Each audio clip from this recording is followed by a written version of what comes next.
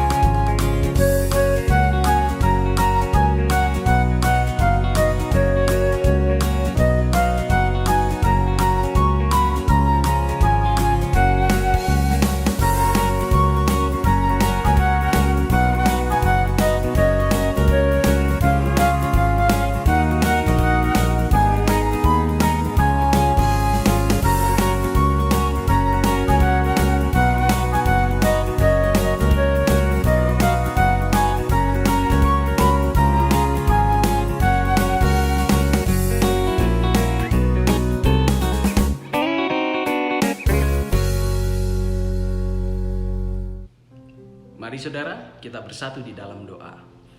Allah yang kami kenal di dalam nama Tuhan kami Yesus Kristus, Juru Selamat kami yang hidup, kami mengucapkan syukur untuk waktu di mana Engkau selalu menyertai kami mencukupkan segala kebutuhan kami. Dan sekarang Kau mengumpulkan kami untuk bersama-sama dibekali oleh Tuhan melalui kebenaran firman Tuhan. Berikanlah hikmat-Mu kepada kami Tuhan, agar kami mengerti apa yang menjadi kehendak-Mu bagi kami. Inilah kami, anak-anak-Mu, kami siap menyambut kebenaran firman-Mu. Di dalam nama Tuhan Yesus kami berdoa. Amin.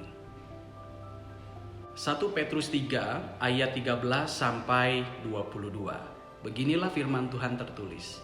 Dan siapakah yang akan berbuat jahat terhadap kamu, jika kamu rajin berbuat baik? Tetapi sekalipun kamu harus menderita juga karena kebenaran, kamu akan berbahagia. Sebab itu janganlah kamu takuti apa yang mereka takuti, dan janganlah gentar.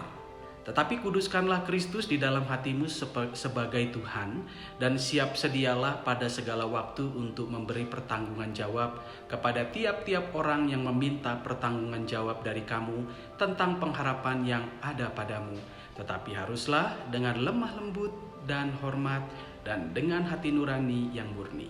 supaya mereka yang memfitnah kamu karena hidupmu yang saleh dalam Kristus menjadi malu karena fitnahan mereka itu. Sebab lebih baik menderita karena berbuat baik jika hal itu dikehendaki Allah daripada menderita karena berbuat jahat. Sebab juga Kristus telah mati sekali untuk segala dosa kita, Ia yang benar untuk orang-orang yang tidak benar, supaya Ia membawa kita kepada Allah.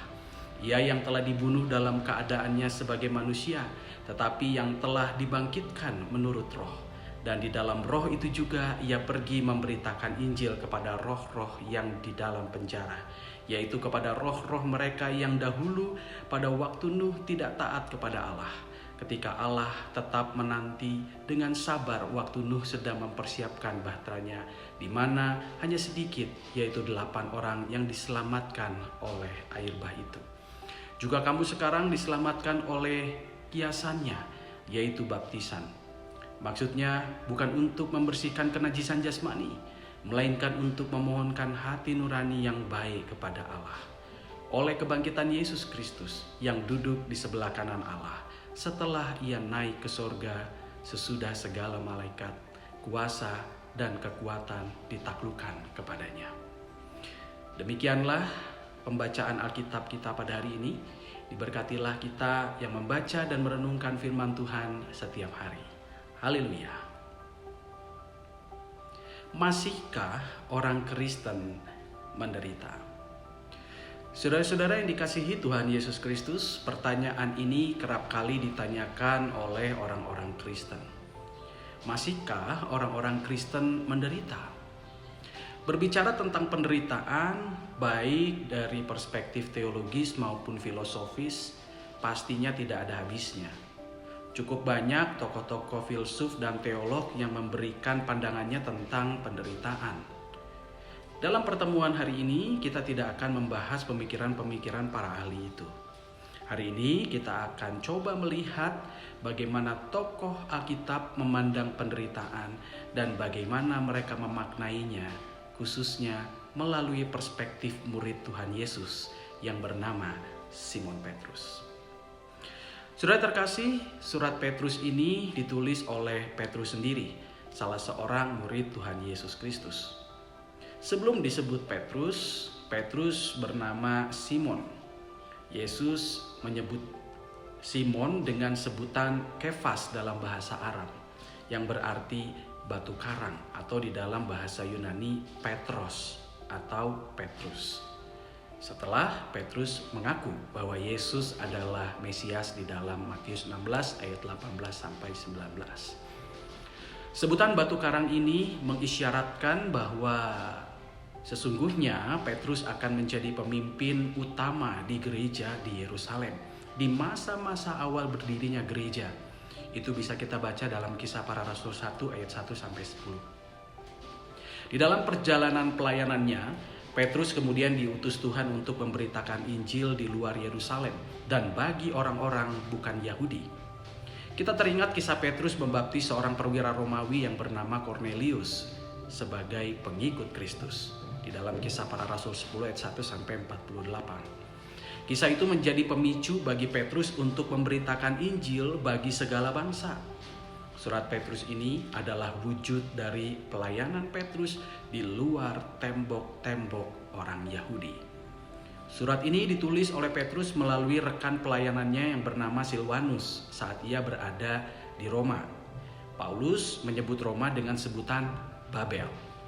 Surat ini adalah surat edaran yang ditunjukkan kepada orang-orang Kristen di provinsi Romawi yang bernama Asia Kecil, yang kalau sekarang disebutnya Turki. Pada saat itu, orang-orang Kristen di Pontus, Galatia, Kapadokia, Asia Kecil, dan Bitinia itu sedang mengalami penganiayaan oleh orang-orang Romawi dan orang-orang Yunani. Petrus menuliskan surat ini untuk menguatkan mereka. Di dalam suratnya yang pertama, Petrus meyakinkan orang-orang Kristen di berbagai penjuru negeri ini bahwa mereka ini adalah keluarga Allah. Karena mereka adalah keluarga Allah, maka masa depan mereka akan dijamin oleh Allah. Petrus meyakinkan mereka bahwa iman pada Yesus Kristus akan menjamin masa depan mereka, di mana mereka akan menerima suatu bagian yang tidak dapat binasa, yang tidak dapat cemar dan tidak dapat layu, yang tersimpan di sorga bagi kami. Itu tertulis di dalam 1 Petrus 1 ayat 4. Karena jaminan itu, Petrus menasihati mereka agar mereka jangan takut dan gentar ketika menghadapi penganiayaan. Petrus mengajak mereka untuk memandang penganiayaan yang mereka alami itu seperti api yang memurnikan emas. Saudara terkasih, seperti yang kita tahu, untuk memproses emas menjadi emas batangan dibutuhkan proses yang panjang. Pertama, bongkahan emas yang dihasilkan dari tambang harus dicuci dengan menggunakan cairan kimia tertentu.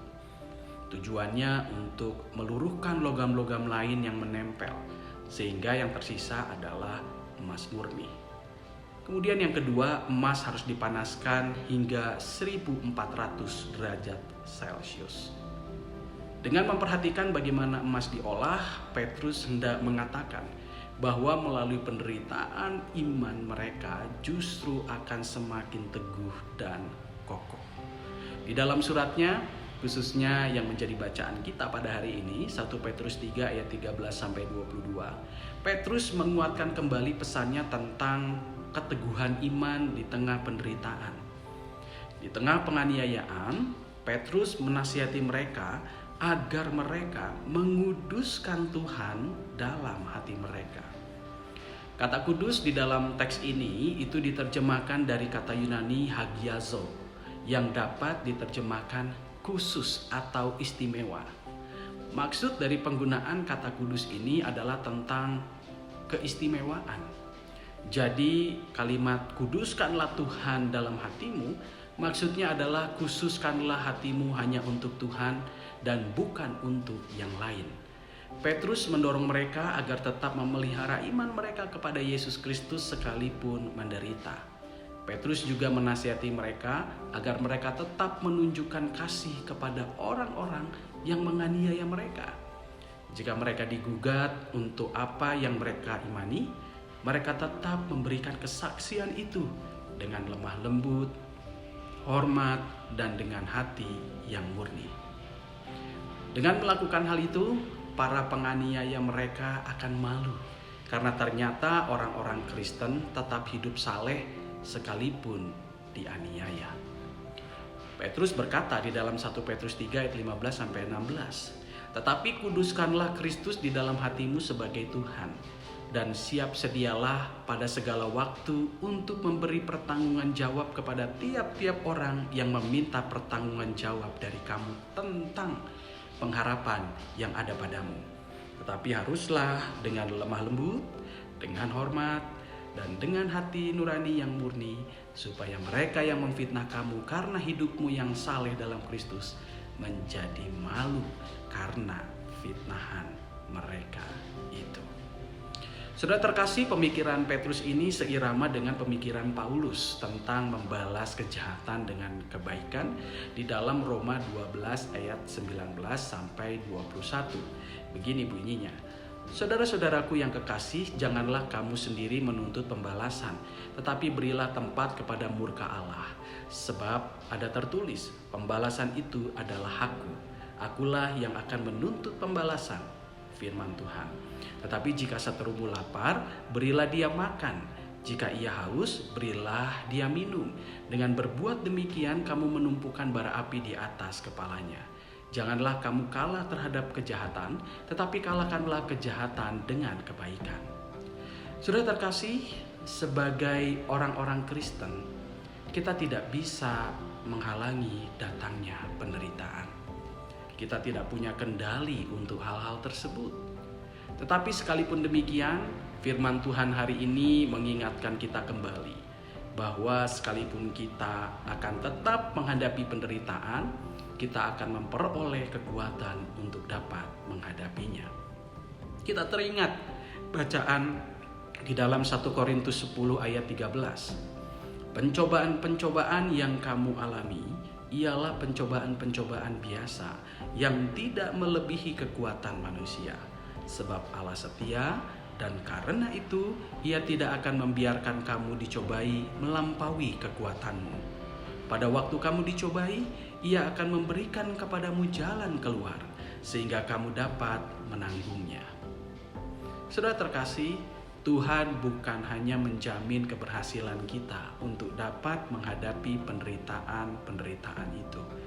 Tetapi Tuhan juga berjanji akan memberikan kita masa depan yang cerah, yaitu kehidupan penuh damai sejahtera bersama dengan Tuhan di dalam kemuliaan. Sebagaimana yang dinyatakan oleh Petrus sendiri kepada orang-orang Kristen di Asia Kecil, bahwa kita akan menerima suatu bagian yang tidak dapat binasa, yang tidak dapat cemar, dan tidak dapat layu, yang tersimpan di sorga. 1 Petrus 1 ayat 4. Karena jaminan-jaminan ini, sudahlah semestinya kita terus menguduskan Tuhan dalam hati kita. Maksudnya, sudahlah semestinya kita memelihara iman percaya kita kepada Tuhan.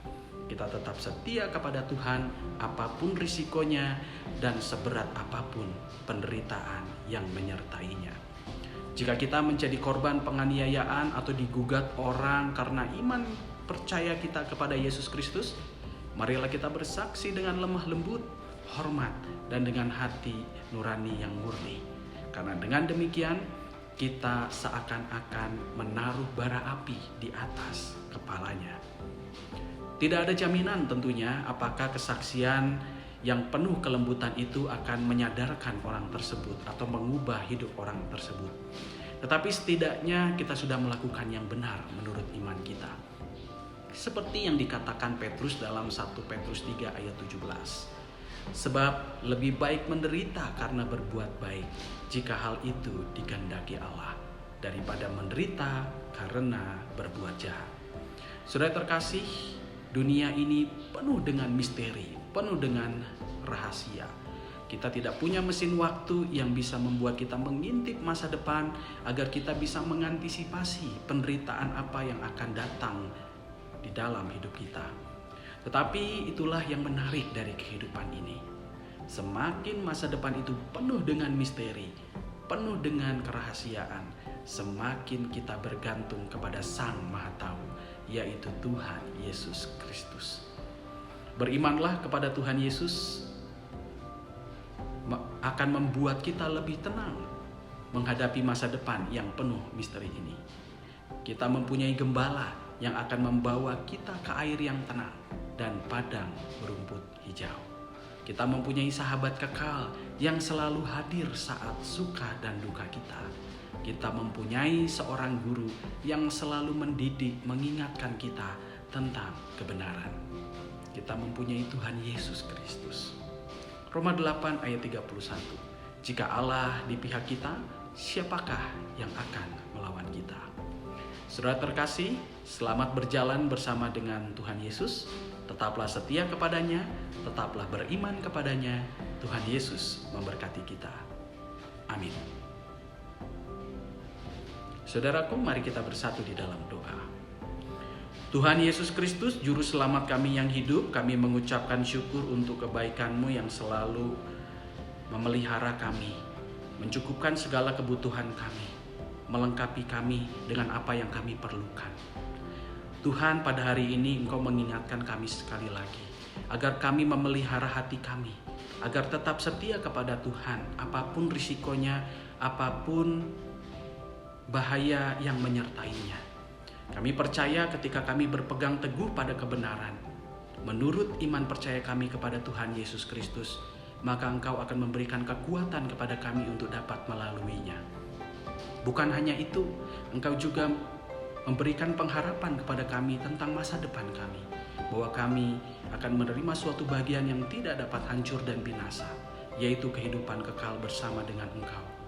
Tuhan Yesus Kristus, ajarilah kami agar kami tekun berbuat baik, agar kami bersaksi dengan lemah lembut, dengan hati yang tulus kepada sesama kami. Tolonglah kami agar kami dapat menguasai ego kami, menguasai emosi kami, agar kami dapat hidup tulus seperti merpati, cerdik seperti ular. Kami yakin Tuhan selalu menyertai kami di dalam Roh Kudus, agar apa yang kami katakan dan lakukan dituntun oleh hikmat Tuhan sendiri. Tuhan Yesus Kristus, di dalam syafaat ini kami berdoa untuk jemaat kami GKI Taman Cibulut Bandung. Berkatilah gerejamu ini, agar umatnya berakar, bertumbuh di dalam Kristus. Mereka dapat menjadi garam dan terang di tempat di mana Tuhan percayakan mereka. Berkatilah pimpinan-pimpinannya, majelis jemaat, badan-badan pelayanan, tim-tim pelayanan, para aktivis yang melayani di gerejamu. Berikanlah juga mereka hikmat agar mereka dapat mengambil keputusan sesuai dengan kehendak-Mu. Mereka bisa membangun jemaat ini ke arah yang baik sesuai dengan rancangan-Mu yang indah atas jemaat ini. Kami berdoa untuk kehidupan keluarga kami, rumah tangga kami. Berkatilah kami sebagai suami dan istri. Berkatilah kami sebagai suami agar kami dapat memimpin kehidupan rumah tangga kami menjadi contoh dan teladan seperti Kristus yang memiliki hati Bapa, penuh kasih dan pengampunan. Juga kami sebagai istri, biarlah kami juga dapat menjadi mercusuar di tengah kehidupan keluarga yang menjadi petunjuk pengingat agar keluarga dapat hidup dalam kebenaran.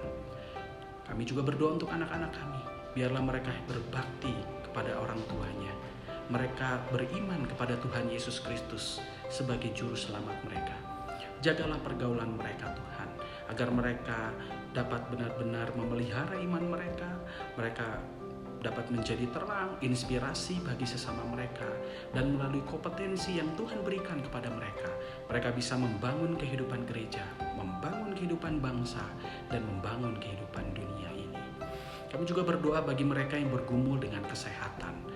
Berkatilah mereka agar mereka memperoleh kekuatan yang berasal dari Tuhan. Kami yakin rancangan Tuhan itu indah pada mereka, karena Engkau turut bekerja di dalam segala sesuatu mendatangkan kebaikan. Biarlah mereka terus berserah kepada Tuhan dan sesuai dengan perkenanan Tuhan saja, maka kesembuhan itu tidak ada yang mustahil bisa mereka terima dari Tuhan sendiri. Biarlah Tuhan berkati makanan, minuman, dan obat-obatan agar melaluinya upaya-upaya untuk menyehatkan tubuh mereka berhasil. Kami juga berdoa Tuhan untuk mereka yang bergumul dengan kebutuhan ekonomi. Berkatilah Tuhan agar kami terus mengandalkan Tuhan melalui apa yang kami kerjakan, melalui pengolahan talenta, pengolahan karunia-karunia Tuhan. Tuhan akan mendatangkan berkat-berkat untuk mencukupkan kehidupan kami. Tuhan Yesus Kristus, kami berdoa untuk bangsa dan negara kami. Biarlah Tuhan menuntun kami agar di tahun-tahun politik ini kami dapat melihat dan juga pada akhirnya memilih pemimpin-pemimpin yang baik, yang bisa memperjuangkan kesejahteraan, keadilan bagi seluruh masyarakat Indonesia, yang bisa memelihara keberagaman, yang bisa memperhatikan orang-orang yang terdiskriminasi agar mereka dapat memperoleh hak yang sama di tengah bangsa dan negara Indonesia ini. Tuhan Yesus Kristus, kami bersyukur untuk apa yang telah Engkau berikan di dalam kehidupan kami. Engkau selalu hadir di saat kami berduka cita, memberikan kami pengharapan agar kami tidak putus asa. Dan Engkau selalu hadir di saat kami bersuka cita, mengingatkan kami agar kami tidak putus, agar kami tidak lupa bahwa segala kebaikan yang kami terima itu adalah pemberian Tuhan dan bukan semata-mata hasil usaha kami sendiri. Tuntunlah kami kemana kami melangkah Tuhan, agar kami mengikuti langkah kaki-Mu, dan berkatilah tangan kami, agar apa yang kami kerjakan sesuai dengan karya-karya-Mu. Inilah doa yang kami panjatkan hanya di dalam nama Tuhan Yesus Kristus, Juru Selamat kami yang hidup. Amin. Bapak Ibu Saudara yang dikasihi Tuhan Yesus Kristus, pemahaman Alkitab Jemaat pada hari ini telah usai. Sampai jumpa lagi di dalam pemahaman Alkitab di minggu yang akan datang. Tuhan Yesus memberkati.